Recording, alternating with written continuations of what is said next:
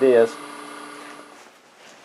Okay, I've got my rig set up. I've got the tool rest adjusted where it's cutting on center. I'm using a little 3/16 inch high-speed steel tool bit that's been freshly sharpened. So we're ready to go. We're going to do this in stages. As you recall, I only drilled part way through, maybe 2/3 the way down. We're going to hollow to that, and then we're going to work on the bottom part. So the first thing we're going to do is kind of open up the middle.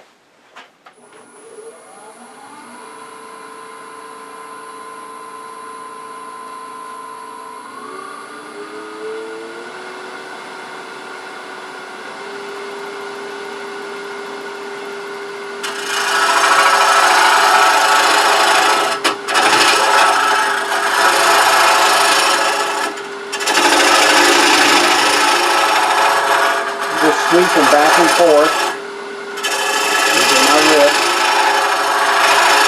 Now we're going to have to clear this out periodically because of the shavings. It's not just dust, but it's shavings that'll wrap around this tip and really fool us. I got my handy dandy fork for the intermediate cleaning.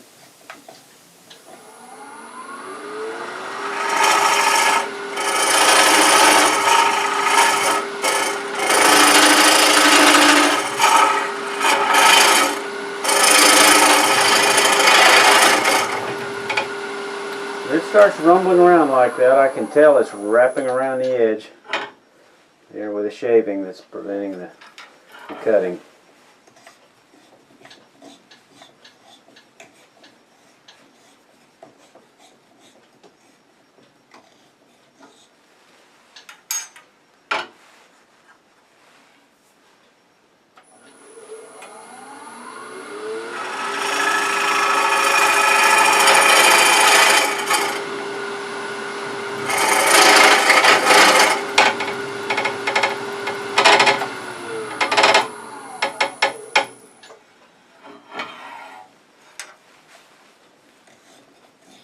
This seems a bit tedious until that cavity opens up, that some of the chips will move further in, out into a hollowed area. But until then, we just got to keep doing it in small increments.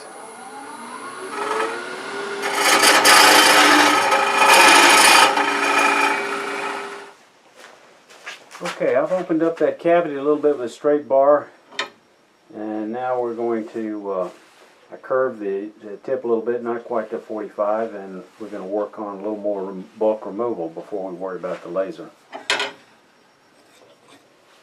Alright, now we're going to go in there with this tip bent a little bit. There's not a whole lot to see since we can't see inside. You can watch my hand movement. About it.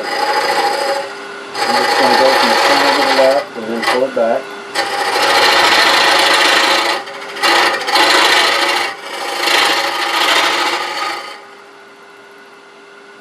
Come back a little bit further.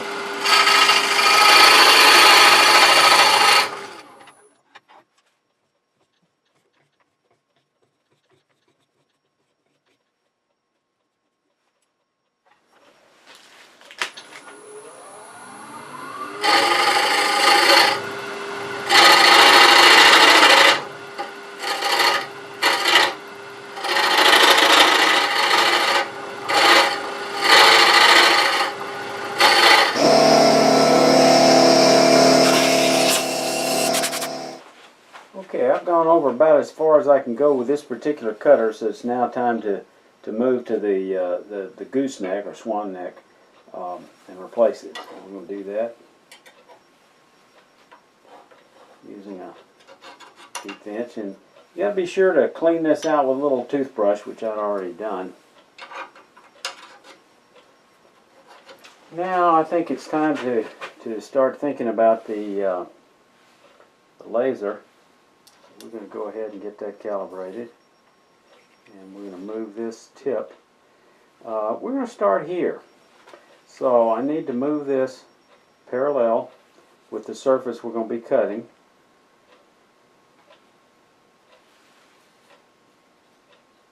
And make that adjustment right opposite that cutter. Now let me show you some one of the things we're going to have to adjust. I'm running out of space to get that thing in and out of the hole, so to maneuver, what I've got to do is I've got to change the backrest position a little bit and just maneuver it around until I can find an area that fits. So I'm going to wind up reversing the long end.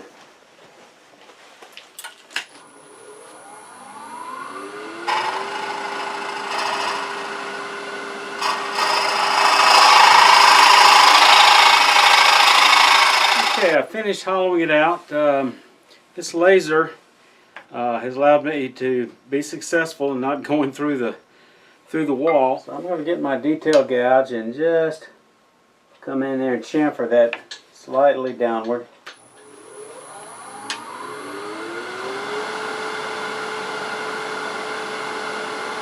Bracing this, make sure I don't get any skeet back.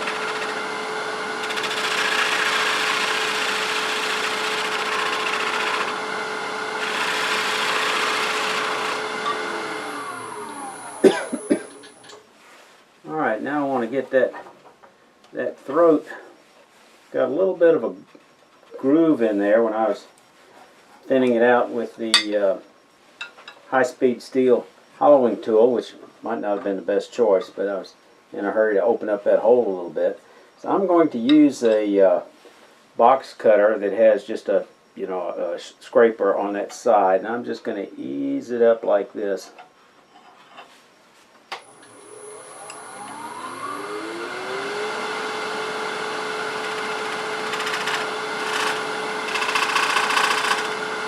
I think I want to come around that throat on the inside just a little bit, but I think I'm just going to do that with sandpaper. Sandpaper and a dowel. Come in like that. Slow this down a little bit.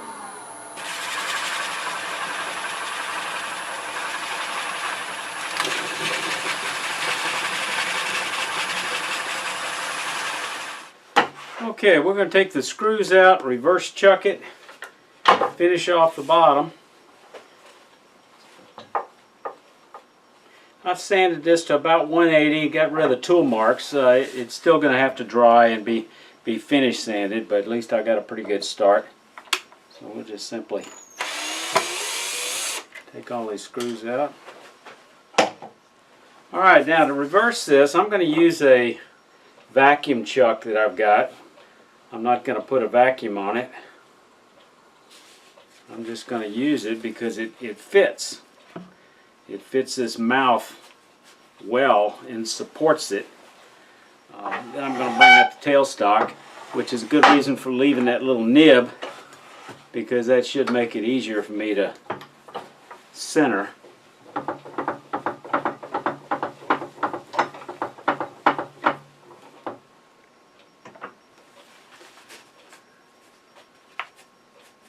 Kind of have to play with positioning this thing just a little bit.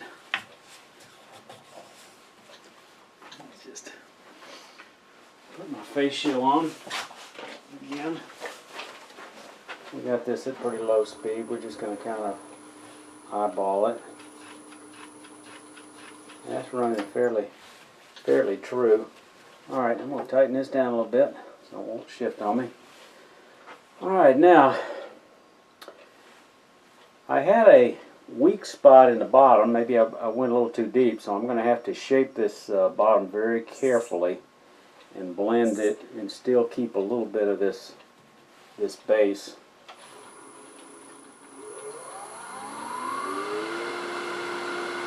I got about 700. Everything locked down. We're just going to bring this down to about a ½ inch. Quarter of an inch maybe.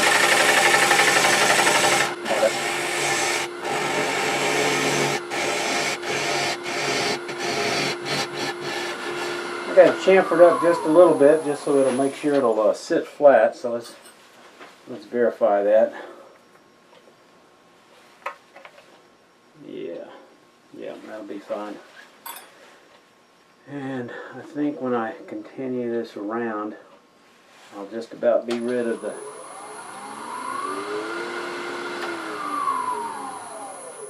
screw holes.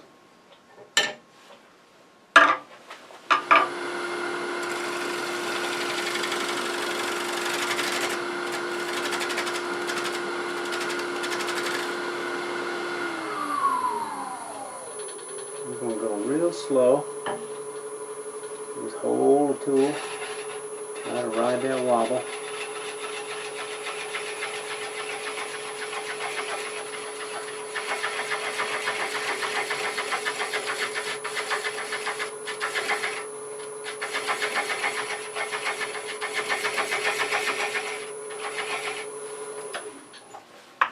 Okay. Alright, we're going to power sand that and go ahead and take that down. Matter of fact, I think I've got too many holes for this thing to hold on with the vacuum chuck, but you know, we can give it a try.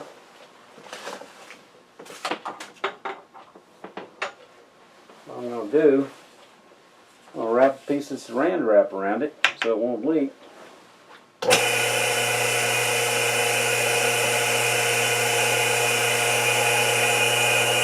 Oh yeah, I'm getting a pretty good suction. I think this'll help. I'm going to switch to a smaller detail gouge, a little less cutting edge.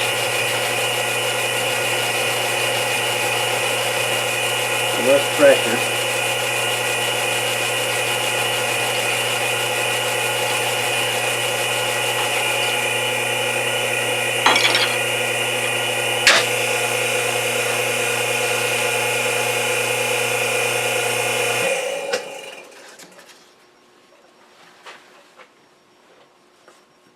I think I can just pop this off.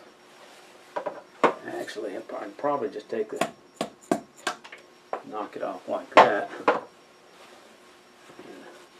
Now we'll go back, we'll take this file and yeah, you can see that crumbly area. That was what I was dealing with in the bottom of this form, this brown crumble stuff, so I was real concerned about coming through the bottom. Okay, but absent finishing, there's our completed form. I think it's a pretty nice shape. I'm happy with it. Thanks for watching.